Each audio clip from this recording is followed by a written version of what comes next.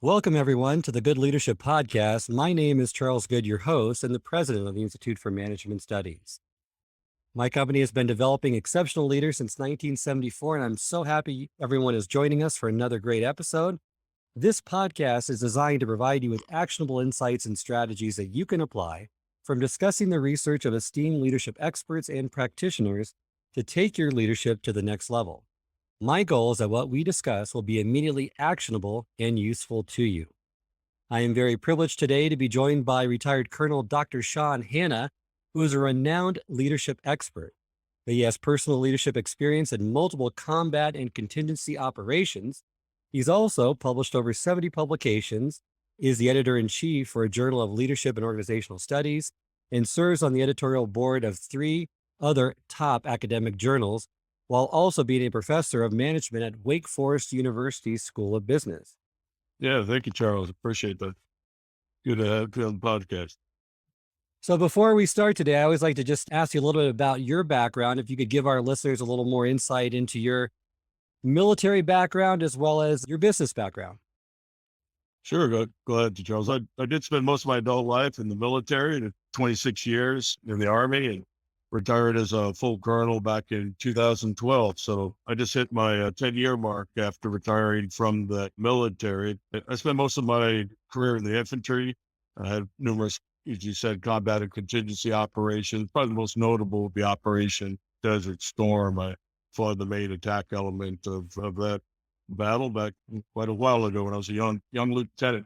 But I had a few combat and contingency operation deployments since. But I also just spent some time with the Pentagon doing large-scale financial management, and then became a West Point professor. So I spent my last 9 years of my career up at West Point, where I was the director of leadership and management programs, and then stood up an Army-wide center on behalf of the Chief of Staff of the Army, where we were responsible for character-based leader development across the entire active, reserve, and National Guard forces in the Army. So when I retired a decade ago, I came out of Wake Forest University, where I have a shared professorship here in our School of Business. And I've been focusing on business leadership ever since, and researching, studying, publishing that, and teaching in our MBA program here. That's quite an impressive background. And once again, thank you for joining us today. And with that background, I'd love to know some of those best practices that you've identified in military leadership that really resonate equally well in business leadership. Is there 1 or 2 things that you've noticed from your experience that you see as really connecting well in both arenas? Well, I think what I have largely found is that leadership is leadership. Leadership is a human endeavor. It's about human interactions and providing positive influence. In the Army defines leadership as the process of providing purpose, motivation, and direction to accomplish the mission while improving the organization. And if you listen to that definition, it's the same in business, right? Leaders execute a process. It's not a position. Leadership is an activity. It's a process. It's a human interaction that the result of that interaction is providing, again, purpose, motivation, and direction to the team to accomplish a given goal, objective, vision, whatever it might be. But again, while improving the organization. So always think about, how am I building the culture? How am I building the bench of other leaders? How am I establishing our ethos or building an effective high performance culture? Thinking about leadership long term like that. And it's the same in business. I don't really find any differences whatsoever. People often mistakenly equate power with leadership in the military, which is really not the case. Matter of fact, we have to operate in what's called VUCA, volatile, uncertain, complex, and ambiguous situations that cannot be controlled from the top. It requires organic adaptability down at the lowest levels. And so, matter of fact, I often share a lot of the core leadership tools and processes with business audiences. For example, leader's intent, which is a core concept in the military, where the leader lays out a clear vision for what needs to be achieved, the purpose. Why are we doing this? Why is this important? Why should you care? Why are we putting time, energy, and resources into this? And then third, outline the key tasks. What are those 3 to 5 things that we've got to get done to accomplish that mission?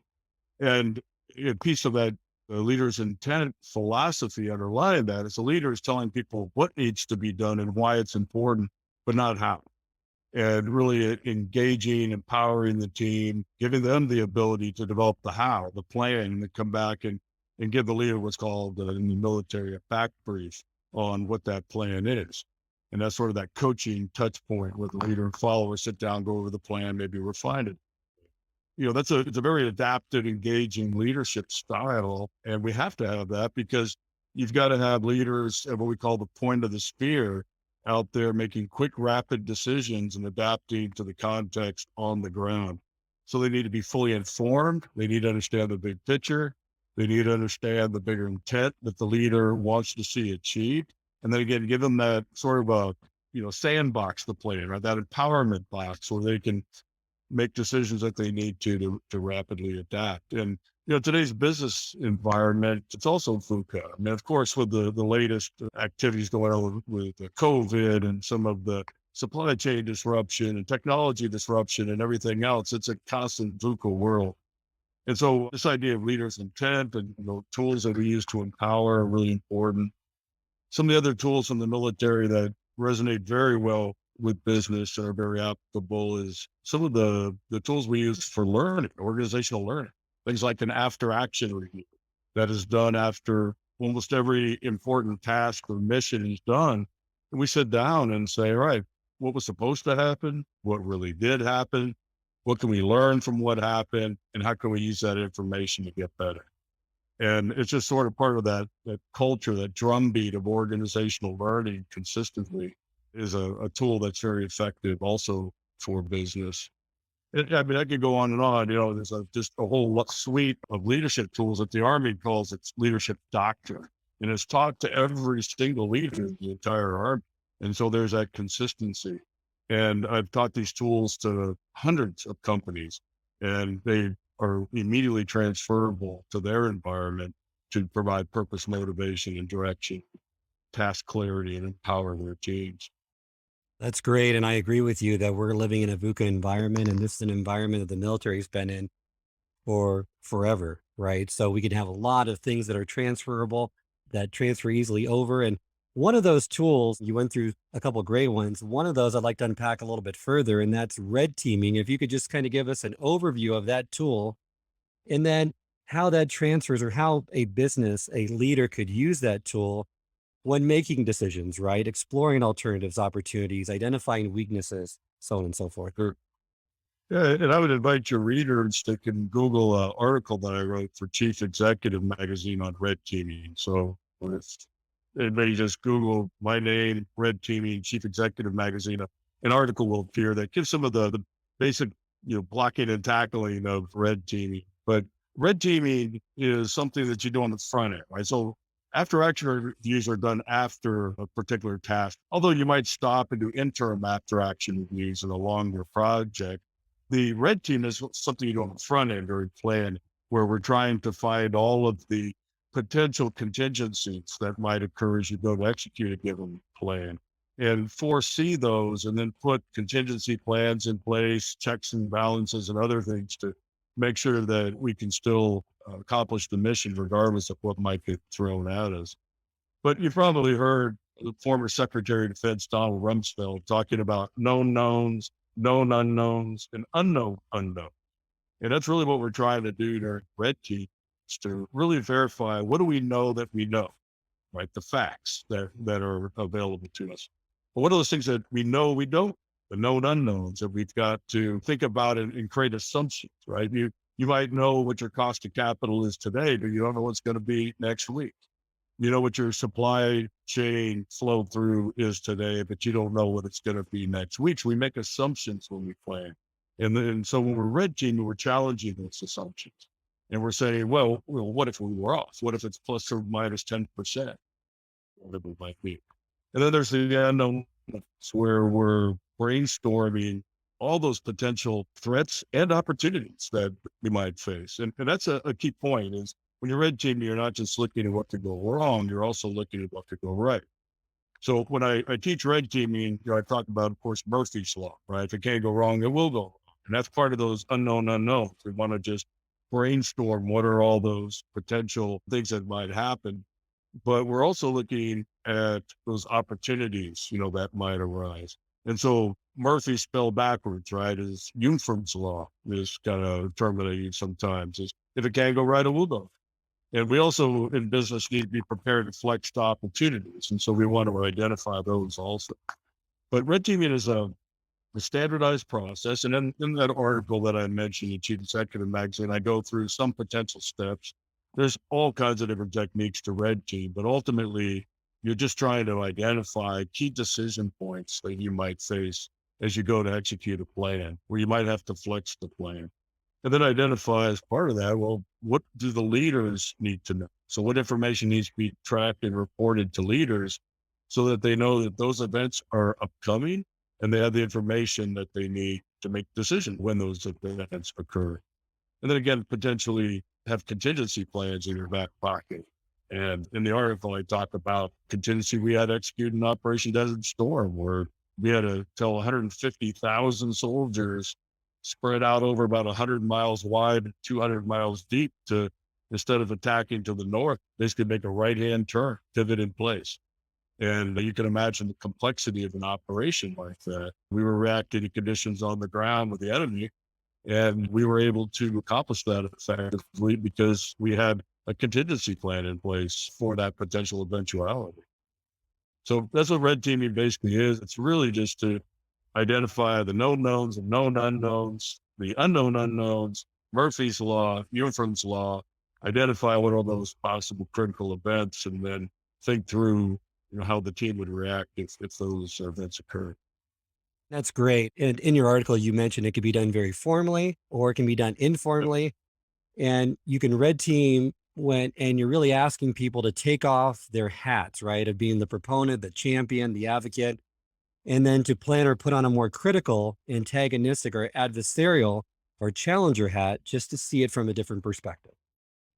Absolutely. And, if you have the time and resources to do so, it's also great to get other people to come in and look at the plan, right? Have external parties red team it. But you're right, it can be part of the culture. Once the red teaming concept is embraced by the culture, you can just be in the middle of a meeting and just ad hoc say, okay, hey, let's red team this thing. And again, as you said, it's basically telling everybody in the room, all right, look, we all created this plan. So of course we're proponents of it. I mean, by definition, you created the best possible plan that we can. So we think it's great, but let's maybe challenge that. Let's get on the balcony, get off the dance floor, kind of scrutinize a little bit our thinking and challenge ourselves and just make sure that we're doing the best we can to refine and improve the plan. So yeah, it can be done extremely informal. Love that. I know that the military believes this to be true, and management and many leaders that I see that are coming up through the ranks. Some feel that a leader is born. The military has made countless number of great leaders, and I would advocate that there's only a certain small percentage of that total that's really genetic. The rest really, I think, is environmental. But I'd love to get your opinion on that. Is how much do you think of the 100% that a leader is really made versus born? I mean, is that genetic component 20%, 50%, 100%, or zero? Yeah, Charles, that's something I've actually done some research on. Published a paper with Bruce Avolio from the University of Washington, one of the top, probably 2 or 3 leadership scholars in the world. And we analyze that exact issue because I don't think I do an executive education session where I don't get asked that question in some form, are leaders born versus made? And so we went back and looked through all of the research. A lot of it comes from genetics research, from twins. There's been a lot of twin studies that twins have been tracked over decades where they are looking at their emergence and development as leaders. And you can actually work out the equation to some extent because if you compare identical twins who have 100% identical genetic makeup to fraternal twins that have 50%, we can begin to tease out how much of development as a leader, comes from that genetic basis. Because these studies also look at how much of the twins' lives were shared experiences versus unique experiences. And so control for all that. Do they grow up in the same household? Do they both play sports, et cetera? And research shows that there's about 30% that is of leadership development and emergence as leaders in organizations is bound by something early in life. Now, I want to be a little bit careful about that because it's maybe not just genetics, although that's a critical component of it, but it also may be things that are so ingrained in the early years of life that they might appear to be genetic in nature. But I'm talking very early life experiences. So the good news is about 70% of leadership is developed over the lifespan through experiences. And we actually wrote an article about this that you can share with your readers. It lays out some of those experiences that do drive leadership development, those early life challenges, those trigger events where people stop and reflect on who they are and how they're influencing others, those early life experiences and challenges and setbacks and all of that. But some of the more genetic or you might say born elements are things like your personality. Obviously, people are born with different levels of energy. Some people just have more general energy than others, which make them want to seek relationships more and engage with others, which obviously helps as a leader. There's even research showing that physical appearance may have some influence on how people are perceived as leaders.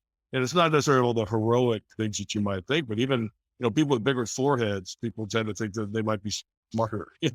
There's this whole package of different factors that add up to about 30%. So yeah, I mean, I spent 9 years at West Point, and I'll tell you, I saw firsthand, young kids coming in at 18 years old out of high school. They leave 4 years later at 22 years old. It's just changed people that are ready to go out and immediately take over a 32-person platoon and take them into combat. And watching that transformational experience during those 4 years when you have a deliberate, propulsive leader development system that are putting people through those trigger events and challenges, but also giving them time for reflection and, support. You've probably heard the CAST model, challenge, assessment, and support.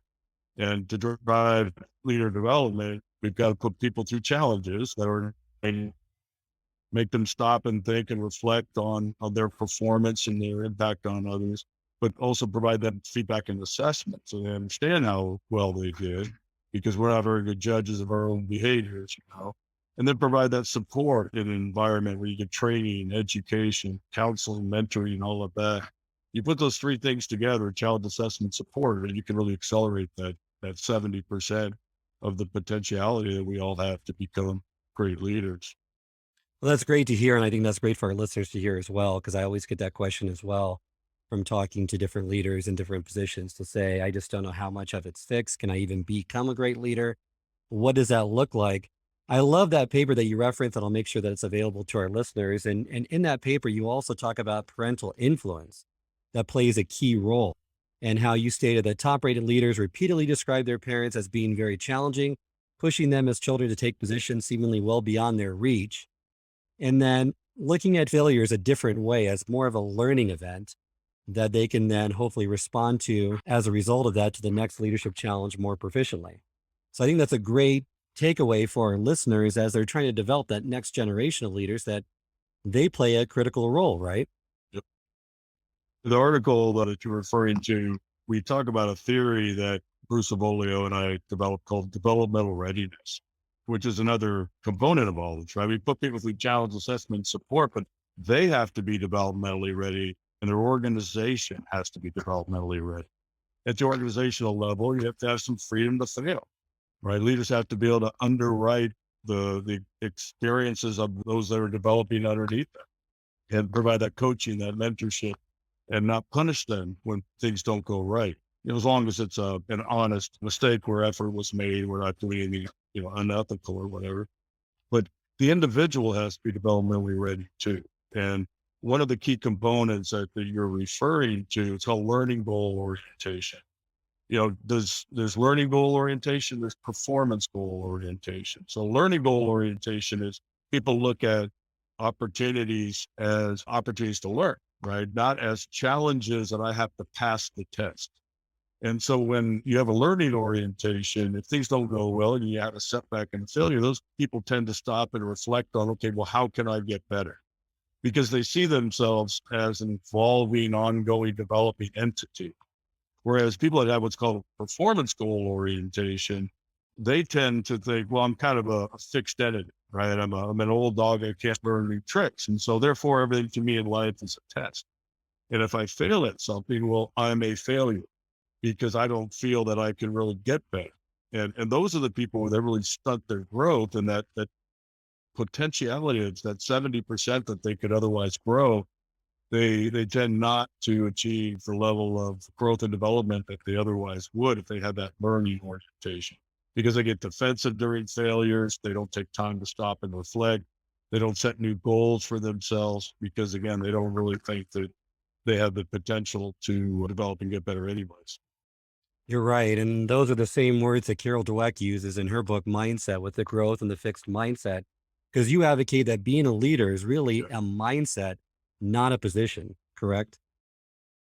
Well, it's a mindset, yes, but it's also an identity that you see yourself as somebody that has the capability of influencing others.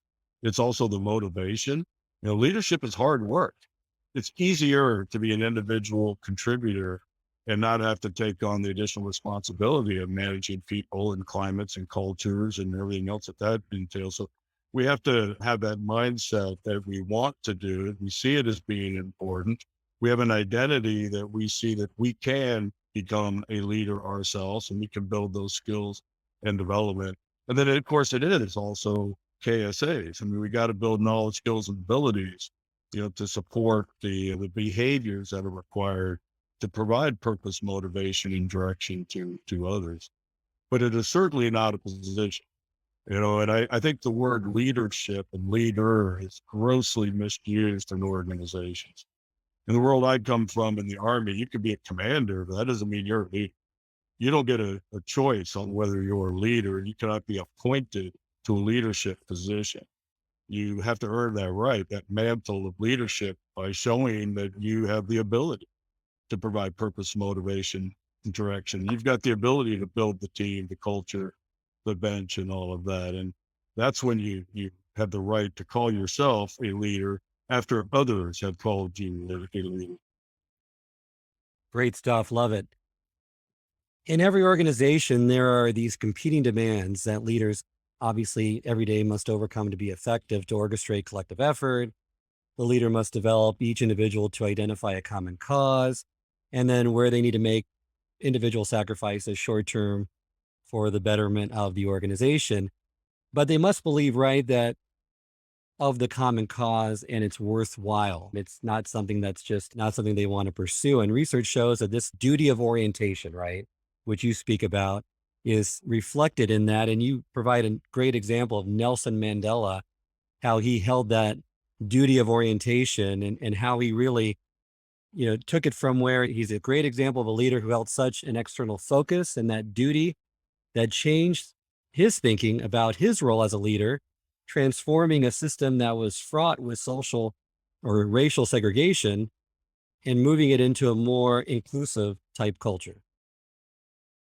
Yeah, Nelson Mandela is a great case study to look at. Of course, in later of life, which people tend to focus on, he was this incredible transformational figure. But early, you talk about an identity shift and transformation. He started out as an armed mercenary. You might want to say the word terrorist. I mean, back fighting against the apartheid government and conducting military strikes against them, and sort of an insurgent operation inside the country. We can all make arguments back and forth about the honorability of those actions, but the reality was he transformed from trying to persuade people through force to becoming a transformational leader to try to inspire people to come together toward greater goals and objectives.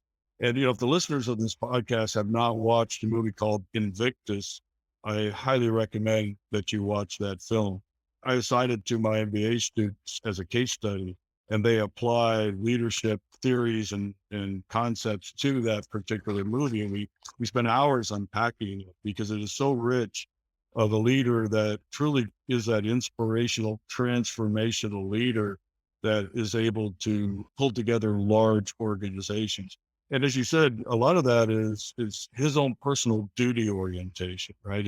Which is a theory that I developed and gave a measure and assessment related to duty orientation that a team of scholars put together. But duty is not talked about enough in organizations. Some people almost think it's a quaint topic. When you use words like honor, duty, people immediately think of like military or something like that. But if you think about an organization where members of that organization don't have a sense of honor and duty, well, the entire institution begins to fall apart, right? Because it is those expectations and duties and fulfilling our roles to others that make social systems bond together. That includes strong organizations.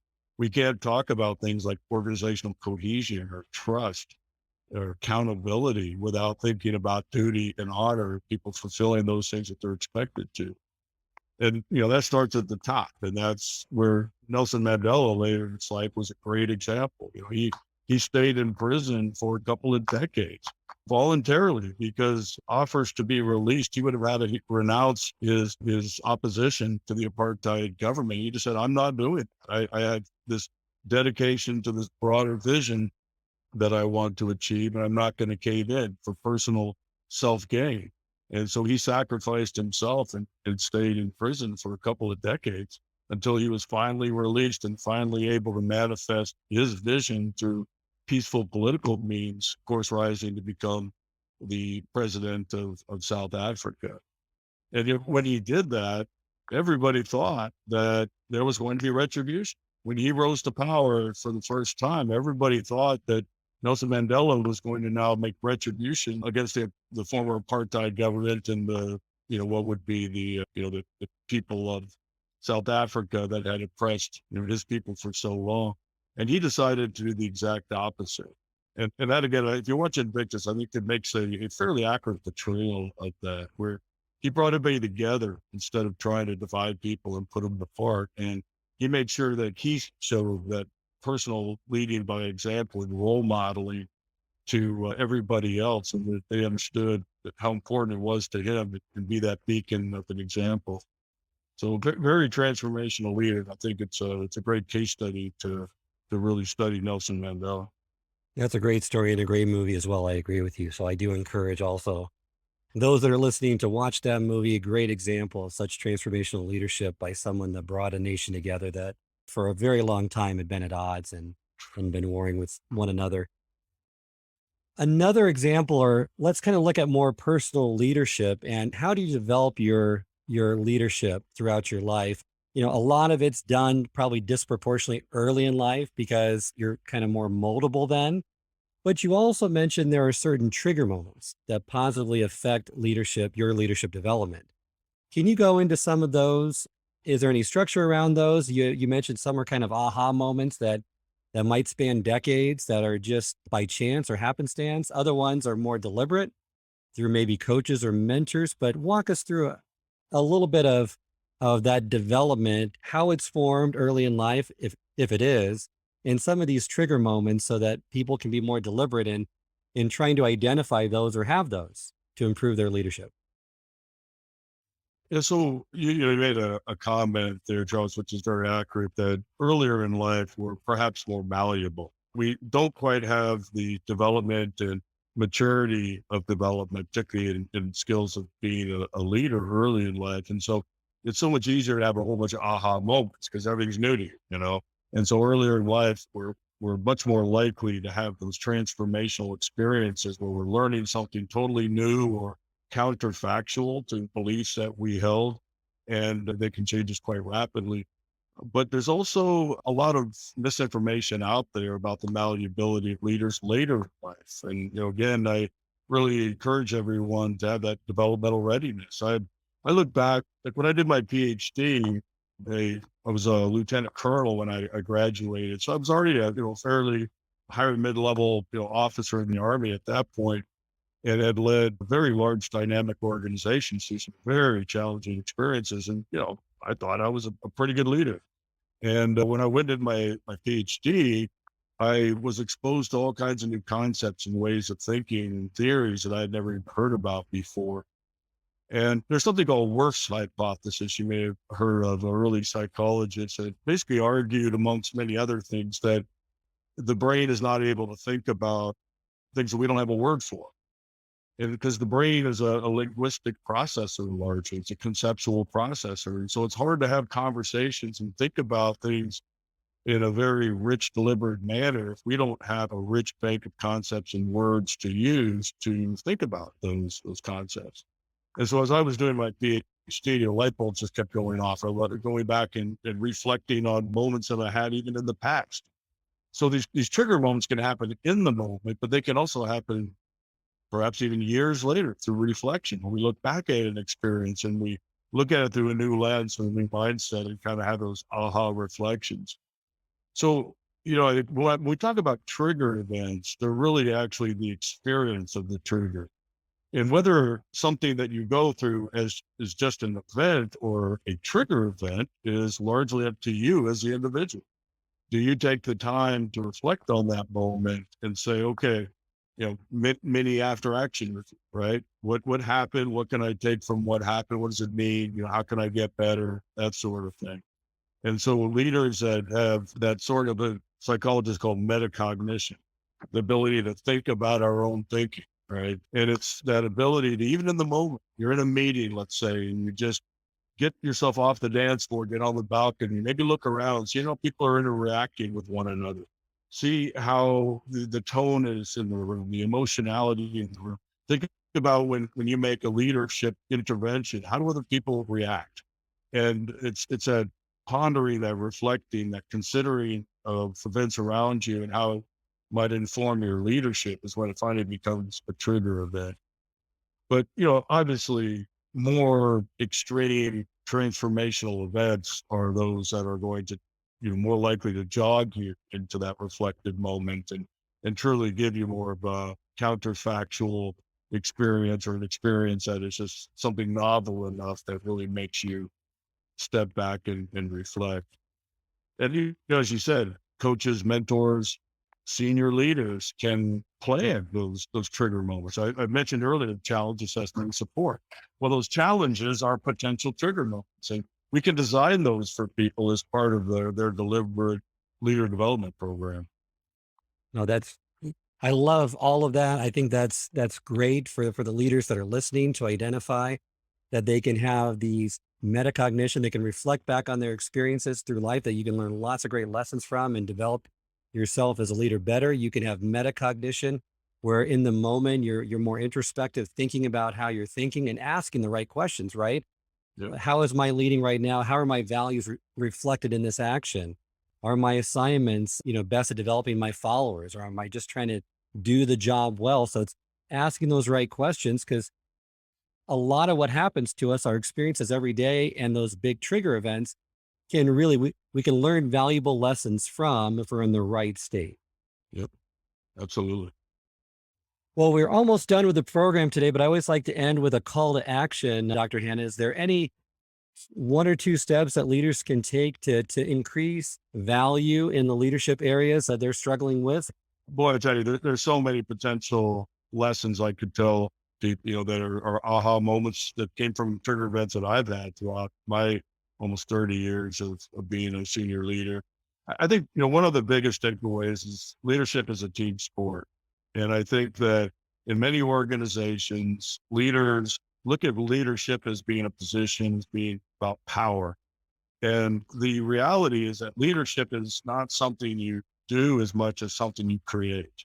And what you want is to utilize behaviors as a leader where leadership emerges, which means you're sharing leadership with others. And your job as a leader is not to have the answers. You might be, you honestly might be the smartest person in the room, although, in my case, that was pretty rare. But even if you are, you're never as smart as the room. And so, the combined intellect of the team. And so one of the biggest lessons learned throughout my career is just the more I can empower down, get other people's ideas, get their recommendations. Again, I mentioned leaders' intent earlier. other people figure out the how, then you choose from the best ideas and harness them. But I think that that's a real important, mantra for a leader is that it's a team sport. And I think the second is, as a leader, you should always think about every day, how am I making myself obsolete? Again, if we think of leadership as not being some mantle of power, we ought to be willing to give it away.